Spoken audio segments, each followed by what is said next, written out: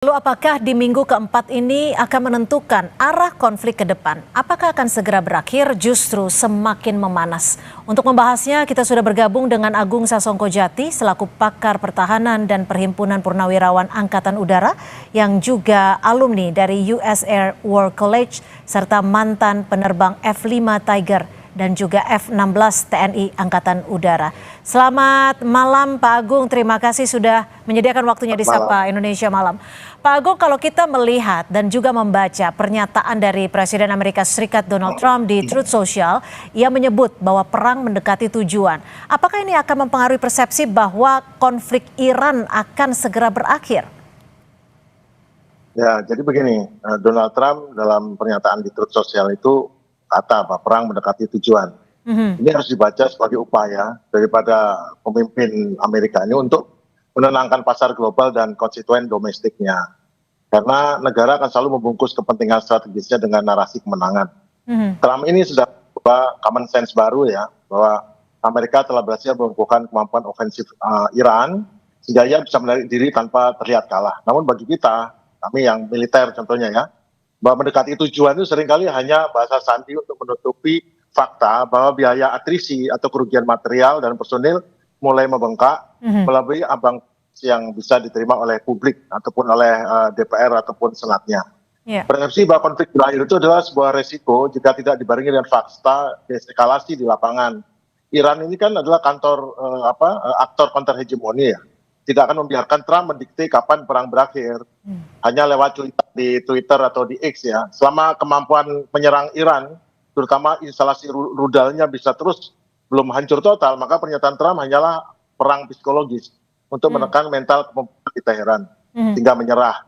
Nanti bahwa duel udara pesawat terlihat mulai menjauh bukan berarti berhenti bertempur. Jadi bahwa emang Iran sedang menentukan untuk menyerang dan Trump menekan karena dia tidak bisa menekan Iran dengan cara lain. Jadi dia menekan publik domestik sambil menekan kepada Iran. Tapi kalau kita melihat dari tujuan yang dimaksud dengan Presiden Trump dan juga tujuan yang dimaksud dengan Israel, Anda melihatnya ini masih memiliki tujuan yang sama di antara Israel dan Amerika Serikat ini, atau memang tujuan dari kedua negara ini sudah mulai ada perbedaan, Pak Agung? Ya, bahwa Trump itu melempar harapan damai untuk meredam kritik internasional. Sementara dia tetap membiarkan Pentagon tetap menyerang, Israel tetap menyerang. Namun ini bukan deeskalasi yang betul, maupun fase konsolidasi kekuatan. Karena gudang amunisi mereka menurun dan sekarang mendatangkan kapal induk baru yang bisa membawa dengan barang atau persenjataan datang untuk menyerang kembali. Sedangkan Israel sendiri, apa yang mereka kerjakan, mereka tujuannya beda. Kalau Amerika adalah cepat proses selesai, menyerah ataupun perundingan tercapai, kemudian selesai urusan yang lain. Kalau Israel jelas tujuannya kan adalah balkanisasi Iran. Kalau Iran nggak mau nyerah, ya Iran dihancurkan sama seperti Suriah, Libanon, dan semua negara di Timur Tengah, sehingga mereka menjadi terpecah-pecah, terfragmentasi, sehingga bisa memiliki pemimpin-pemimpin kecil di daerah, dan itu semua di bawah pengaruh Amerika, bawah pengaruh daripada Israel. Karena Israel menginginkan menjadi Israel Raya, sehingga semuanya tidak bisa menentang dan semua patuh, dan akhirnya bisa perdamaian versi Israel, ada perdamaian di mana Israel tidak terganggu dan siapapun yang mengganggu jadi teroris kan. Padahal yang mengganggu itu karena mereka memperjuangkan kemerdekaan atau kebebasannya seperti Palestina. Jadi kalau menurut baca-bacaan dari pertahanan ini, Anda menilainya apakah perang akan segera berakhir karena sudah mencapai tujuan atau hampir mencapai tujuan menurut Presiden Trump, tapi di sisi lain Israel mengisyaratkan justru akan meningkatkan serangan secara signifikan di minggu ini. Apakah klaim dari winding down military efforts ini dapat dianggap sebagai indikator? Indikatornya adalah jelas Trump ingin segera exit strategi. Namun tentu dia masih cari peluang gimana caranya nih minta bantuan negara lain untuk menekan Iran sehingga Iran jadi kalah ataupun kalah posisi ya. Karena ini perang posisi bukan perang militer. Karena militernya sih Iran mau diserang apalagi militer di permukaannya hancur, tapi serangan tetap berjalan.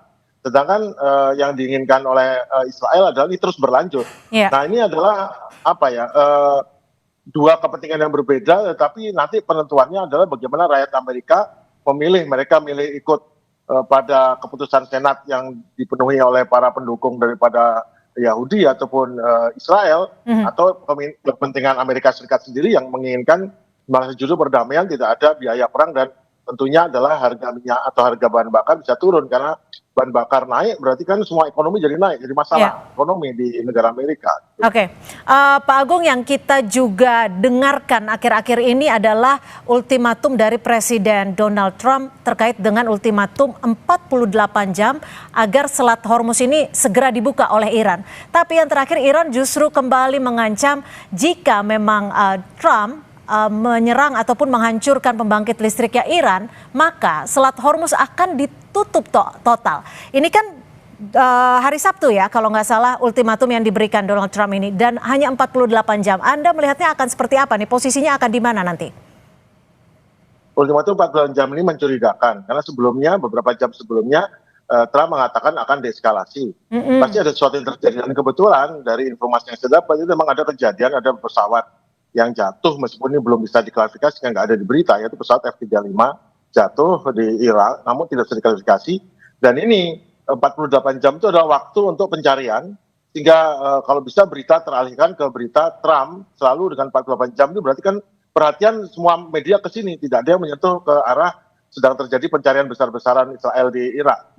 Saya nggak bisa bilang. Tapi Amerika Serikat akan berani tidak untuk menghancurkan pembangkit listriknya Iran ketika waktu 48 jam mencapai waktu habis?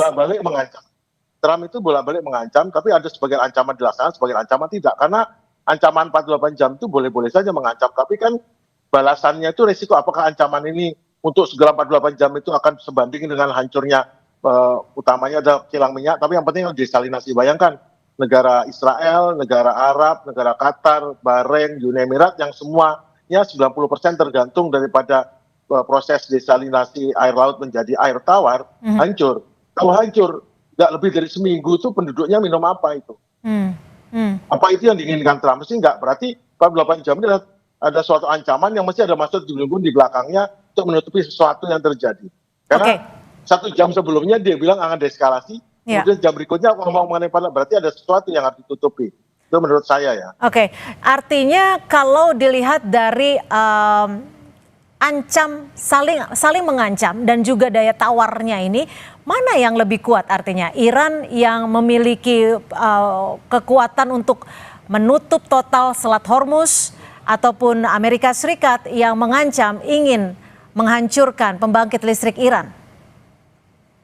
Ancaman daripada Amerika apakah membuka Selat Hormuz? Tidak.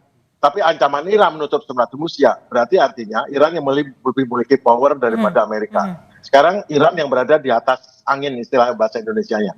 Itu karena apa? Dia yang megang ini. Jadi yang satu mengancam, merengek, membujuk, nakut-nakutin. Tapi yang satu, kamu terserah kamu, saya akan balas kamu, macam-macam saya balas kamu. Artinya siapa? Dari situ kita tahu bahwa yang punya di atas angin sekarang adalah Iran. Itu dari militer, bukan karena saya pro Iran atau pro Amerika, tidak. Dari kacamata siapapun, kalau kita netral, kita tahu bahwa Iran sekarang berada di atas angin.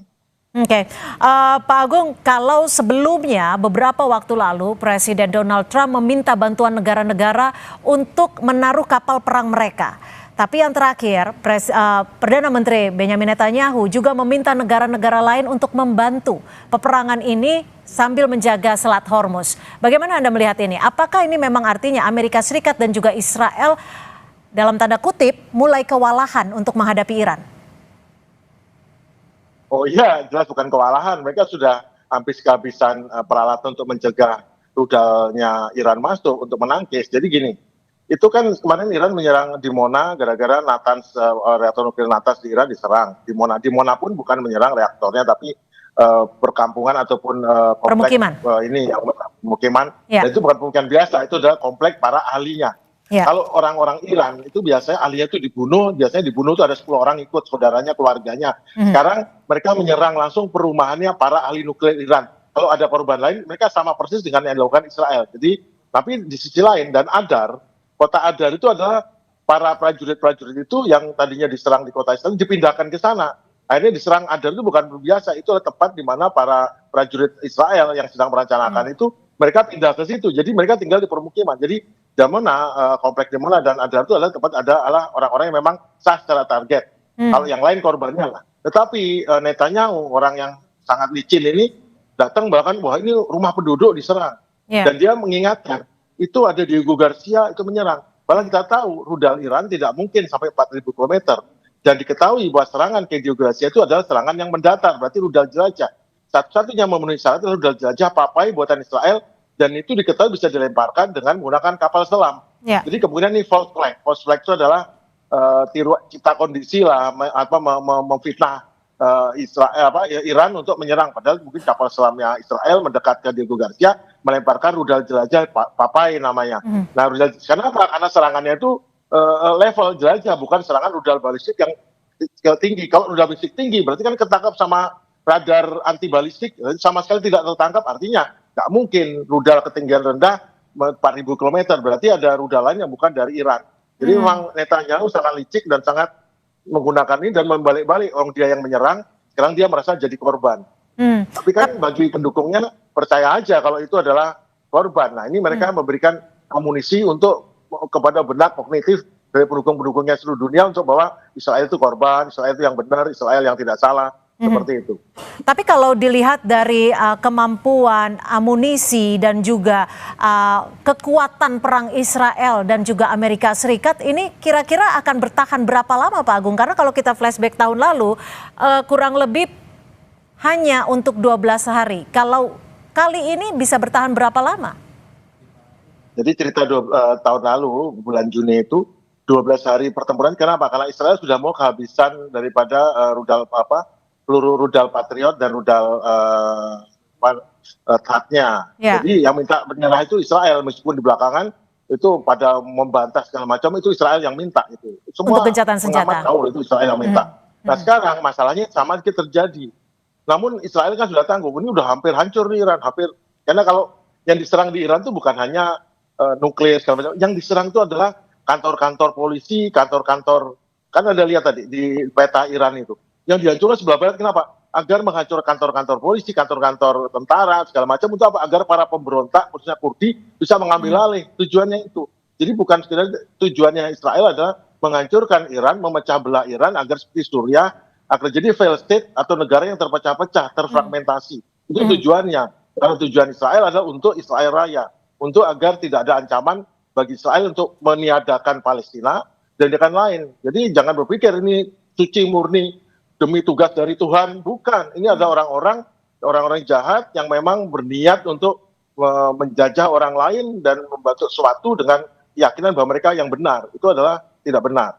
Oke, Pak Agung, tapi kalau dilihat dari awal perang ini terjadi pada Sabtu lalu itu, kan hanya diprediksi atau diklaim hanya akan berlangsung 3 hari. Tapi ini sudah memasuki pekan keempat. Apakah ini artinya Amerika Serikat dan juga Israel salah prediksi?